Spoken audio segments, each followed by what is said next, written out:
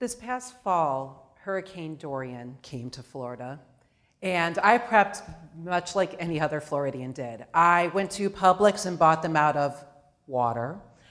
I went ahead and, as a classroom teacher, prepped my classroom pretty well and moved all loose objects away from my window, prepped my students, and returned 3 days later, relatively unscathed from the sunshine. 20 million people each year are not so lucky. 20 million people each year find themselves displaced permanently by the effects of natural disaster. Although some of them return to their homes, many more can't. And that's a situation that many students and their families from Puerto Rico found themselves in 2017. On September 20th, 2017, Hurricane Maria hit the island of Puerto Rico, and with it brought 30,000 people to Central Florida. Although some have returned to the island, many more have stayed and are now part of the Florida classrooms.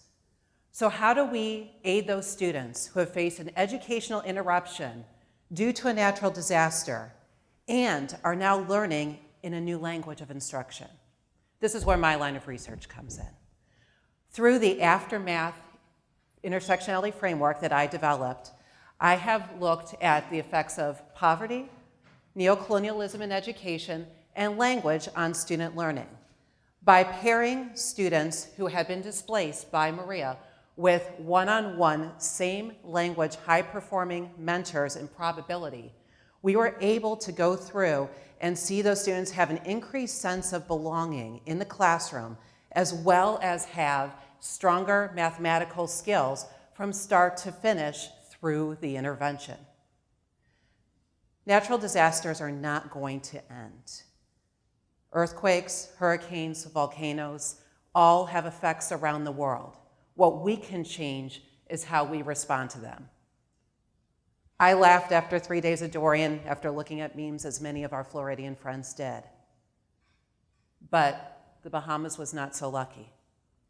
And as we have students coming from the Bahamas, we are looking to use those who have been through the intervention as a future mentors. So we continue the cycle of caring, mathematical support, and hope for an education that is equitable for all. Thank you.